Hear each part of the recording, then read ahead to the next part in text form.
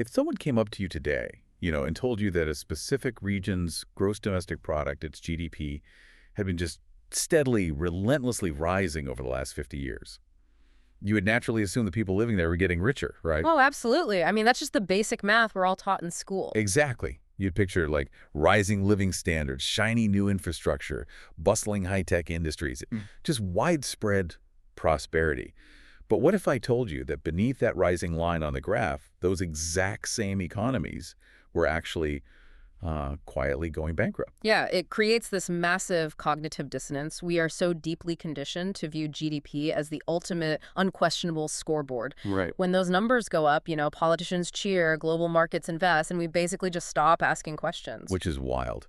And that is exactly the core mission of our deep dive today. We are looking at this massive stack of macroeconomic data spanning all the way from 1970 to 2023. Yeah, a massive stack. And we're specifically zeroing in on Latin America and the Caribbean. And anchoring all of this is a truly fascinating presentation outline we've got in front of us. It's this deep dive analysis of what they're calling the growth paradox. Right, the growth paradox and the sustainable development challenges in the LAC region, Latin America, and the Caribbean. And our goal today is to look past those surface level numbers. We want to calculate the true hidden costs of this so-called economic growth and figure out why a region that is just so incredibly rich in natural resources and has this booming educated youth population is struggling so hard to cross the finish line to real prosperity. It's a huge question. Okay, let's unpack this. Because to understand this paradox, we have to start by looking at the fundamental difference between the money a region makes and the true wealth it's, well, slowly losing. That distinction right there between income and wealth, that's the crux of the entire illusion. If you look at the raw macroeconomic baseline for the region over the last half-century, the overall GDP and the gross national income, or GNI, show this really steady long-term expansion. Yeah, I'm actually looking at the first page of this presentation deck right now, and it's very academic looking, pure white background, very clean. And they have this dual axis chart here. Yeah, the one with the left axis showing per capita GDP adjusted for inflation. Exactly. And that line is just marching confidently upward. In fact, their per capita GNI successfully pushed past the $10,000 mark. Right, which by traditional textbook standards means they successfully broke out of low-income status. And we shouldn't dismiss that, right? Yeah. Crossing that $10,000 per capita threshold is a massive milestone for a developing region. On paper, it looks like an absolute victory. It does. It really says to the world, hey, we have arrived. But here's the critical flaw in how we measure success. Traditional GDP and GNI only measure transactions. Just the cash flow. Exactly. They only measure the sheer volume of money changing hands in a given year. What they categorically do not measure is the depletion of the underlying asset base that makes those transactions possible. Okay, so this brings us to that metric on the right side of the chart, the one the designers highlighted with a red arrow to show how it's completely diverging from the GDP line. Right, the adjusted net savings rate.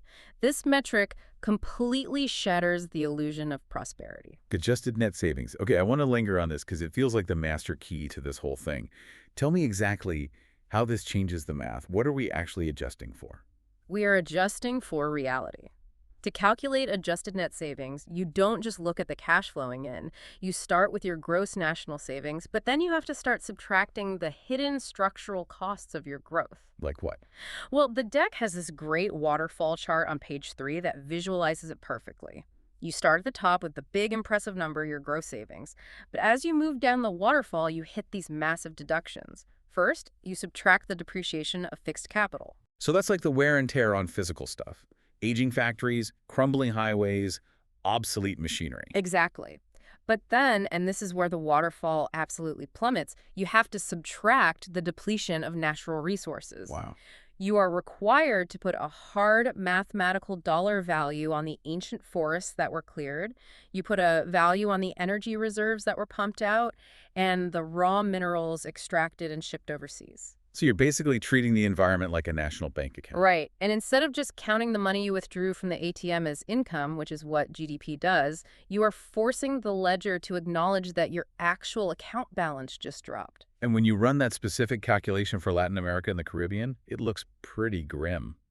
While that GDP line is going up, the adjusted net savings rate has hovered dangerously low for decades. In some years, it actually crosses the zero line and goes deeply negative. Yeah, the data here says in certain periods, mineral depletion alone ate up over 3% of the entire gross national income. And forest depletion routinely consumed up to 0.11%. It's staggering. Their growth model fundamentally requires selling off their natural endowments. It's like a friend who buys a flashy sports car. Mm-hmm. They wear designer clothes, boast about a six-figure income. From the outside, you think, wow, they are doing incredibly well. Yeah, their personal GDP looks great. Exactly. But then you get a look at their actual ledger, their adjusted net savings, and you find out they bought all of that by maxing out high-interest credit cards and quietly selling off their grandmother's antique jewelry. That is a perfect analogy. They look rich today. They have cash in their pocket right now, Mhm. but they're literally liquidating their future to pay for the present. They aren't generating new wealth, they're just consuming their inheritance. And it scales up perfectly to the macroeconomic level. Well, think about it physically. When a country tops down 1,000 acres of ancient Amazonian forest to export timber, traditional GDP records that as a purely positive transaction. The lumberjacks got paid, the timber company made a profit, the economy grew. But adjusted net savings says, wait a minute, you just permanently destroyed a natural carbon sink. Exactly. You destroyed future biodiversity, pharmaceutical potential, a massive regional water regulator. You just converted a long-term physical asset into short-term cash. You sold the grandmother's jewelry. It really makes you wonder how we measure success in our own lives. Like, if you're listening right now, think about your own career or household budget. Are you measuring success purely by the gross revenue coming in? Right. Or are you looking at actual sustainable asset growth? Yeah, are you accounting for the depreciation of your own fixed capital? Yeah. Your car, your health? It really reframes things. It demands a total paradigm shift. And what is structurally terrifying about the LAC region's reliance on this wealth extraction model is that they are running out of time to change it. The demographic clock. Yes. They aren't just borrowing from the earth, they are borrowing from the future of their own people. And the demographic window to pay off that debt is slamming shut. Which brings us to the second major crisis hiding behind these numbers. For a long time, the global story of Latin America was a story of youth. You pictured a booming young population. Right. But looking at the population pyramid infographic they have on page 4 of this deck, it shows a radical shift over the last few decades. What's fascinating is the sheer velocity of the transition. The region is aging rapidly. Now, part of this is a massive success story. Because of historic public health improvements, life expectancy has climbed to around 75 years. This is amazing. It is, but simultaneously, birth rates have plummeted. If you look at that pyramid from the 1970s, it looked like a literal pyramid. A massive, wide base of children at the bottom and a tiny sliver of elderly individuals at the top. Let's translate those percentages. Yeah. Imagine a village of exactly 100 people back in the 70s.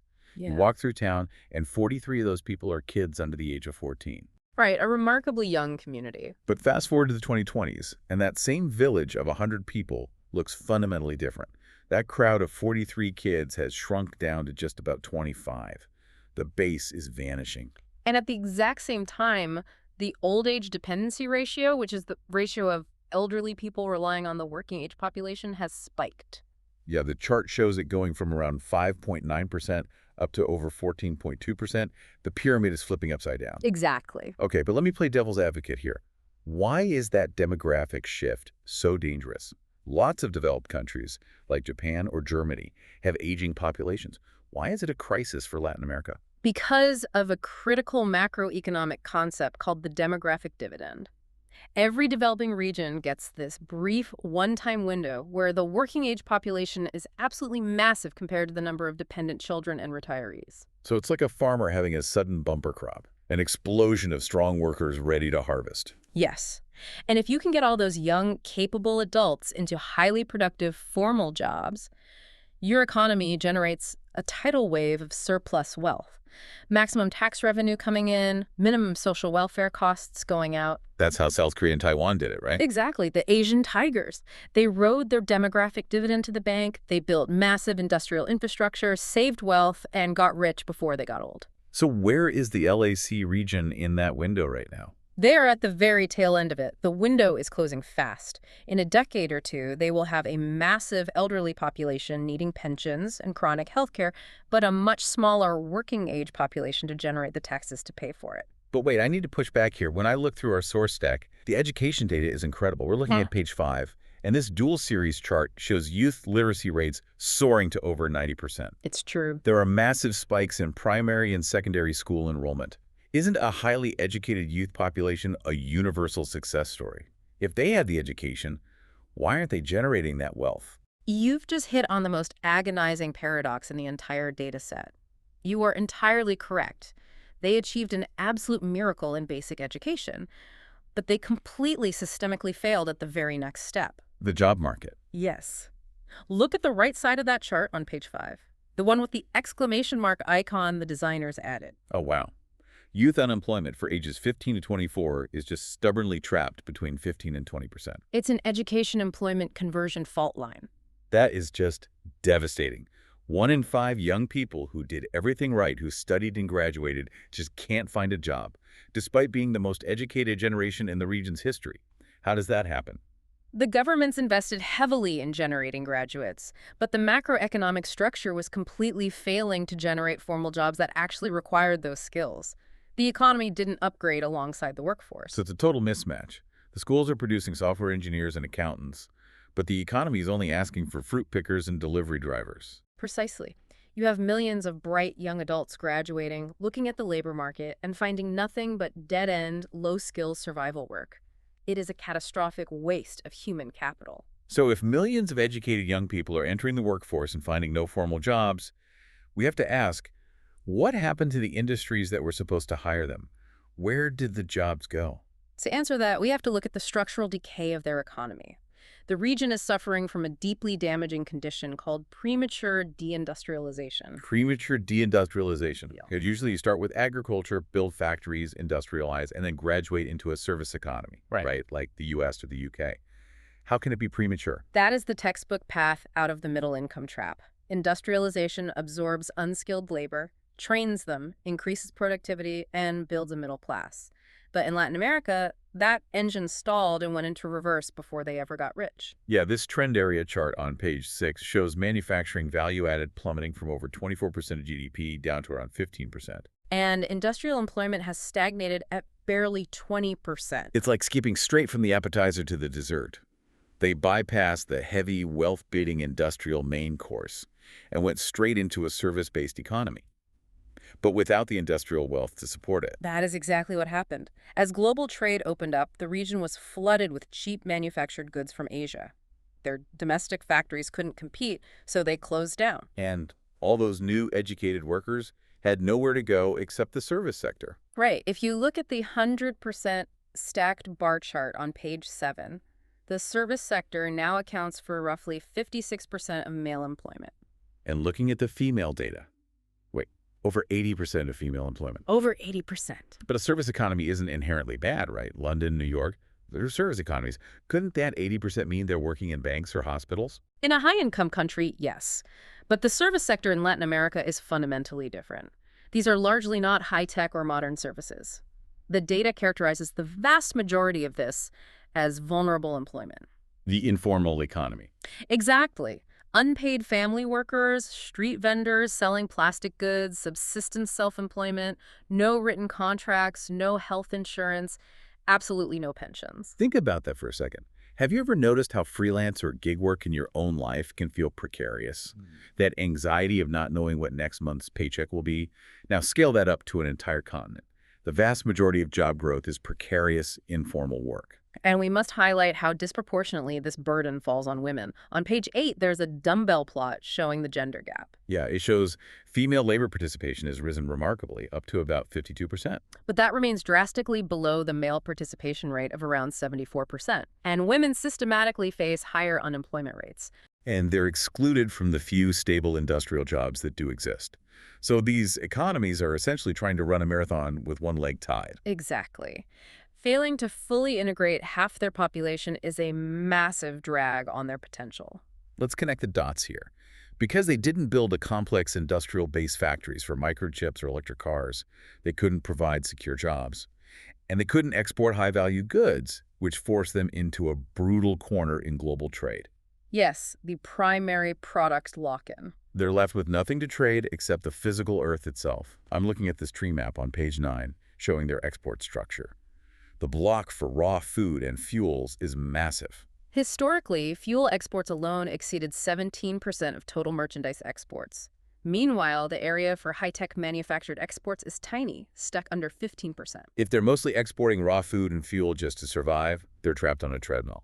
To afford imported technology like smartphones or medicine, you have to consume more raw resources. Yep. And to get more resources, you have to clear more forest, graze more cattle, pump more oil. It is a vicious cycle of extraction, and it puts them entirely at the mercy of international commodity supercycles. Explain how those work here. A supercycle is a prolonged period where global demand for raw materials spikes, driving prices sky high. Think of the 2000s when China was buying up all the copper and soy. The LAC economies boomed, GDP spiked. Politicians take a victory lap. Right. But when the global market inevitably busts, the local economy collapses because they don't have a diversified manufacturing base to absorb the shock. And while the financial markets boom and bust, the environmental destruction only goes one way. The ecological ledger is terrifying. On page 10, there's this symmetrical bar chart. It shows forest cover steadily declining from 53.4%.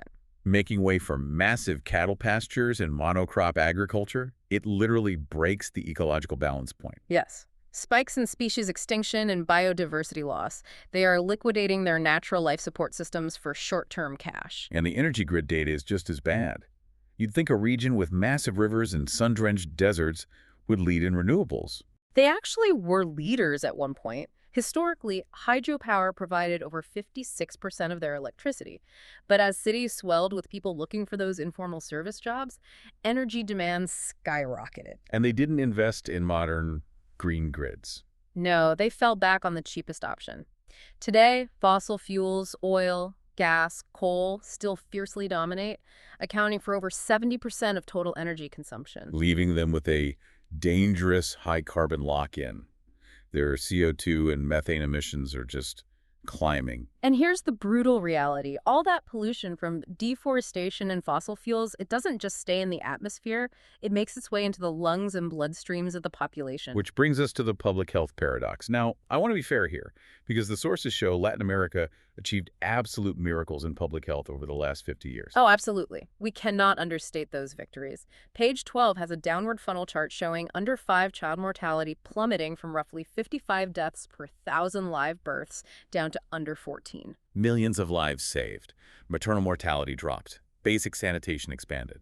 They won the war against infectious diseases like cholera. But because the population survived those early diseases, they lived long enough to run into a completely different wall. Right. The second health transition crisis. Exactly. They defeated the acute diseases of poverty, only to be crushed by the chronic diseases of modern unequal development.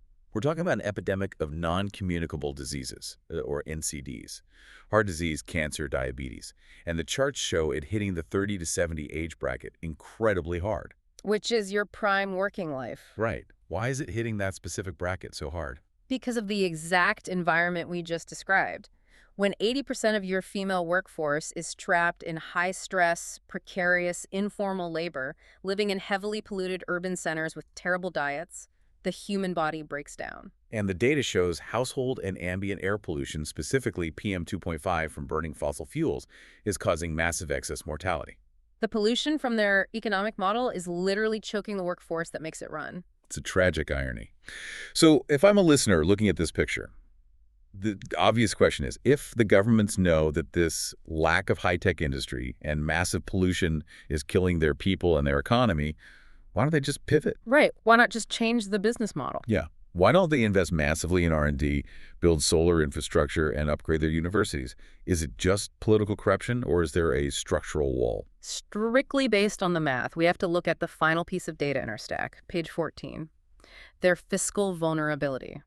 The governments are trapped in a fiscal vice. They simply do not have the money to pivot because they are drowning in external debt. So put some numbers to that. How bad is the debt? Suffocating. The total debt service, the hard currency they must pay every year just to cover principal and interest on external debt, routinely eats up a massive portion of their export revenues. It frequently breaches the 30% danger line. Over 30%. Let's translate that. For every $10 a country makes selling its copper or oil, 3 of those dollars instantly leave the country just to pay interest on old credit cards. Exactly. Imagine trying to fix a leaky roof, Send your kids to college and start a business while 30% of your paycheck is seized by the bank before you even see it. Wow. There's no fiscal space left, no money for a green transition, no money for R&D. Their R&D investment is vanishingly small. The debt acts as a concrete ceiling on their potential. They are forced to keep extracting just to make minimum monthly payments. It's an incredibly claustrophobic picture.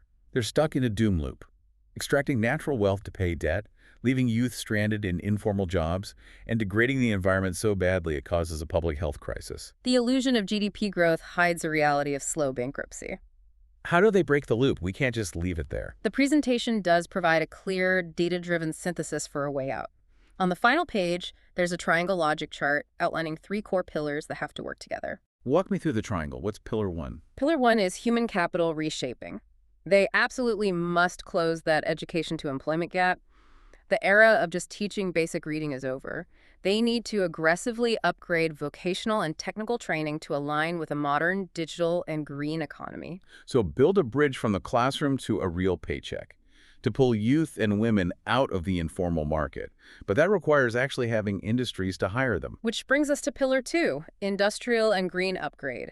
They have to break the primary resource lock-in, develop domestic, high-tech manufacturing, and use that base to drive an aggressive energy transition, break the 70% reliance on fossil fuels. And pillar 3, how do they stop the financial hemorrhage? Real wealth accumulation. They have to radically change how the economy is measured, bring ecological costs directly into national accounting. Make the adjusted net savings rate the real scoreboard. Exactly. Stop selling off the grandmother's jewelry. Looking at all this together, the major takeaway for me is that Latin America and the Caribbean is not a poor region.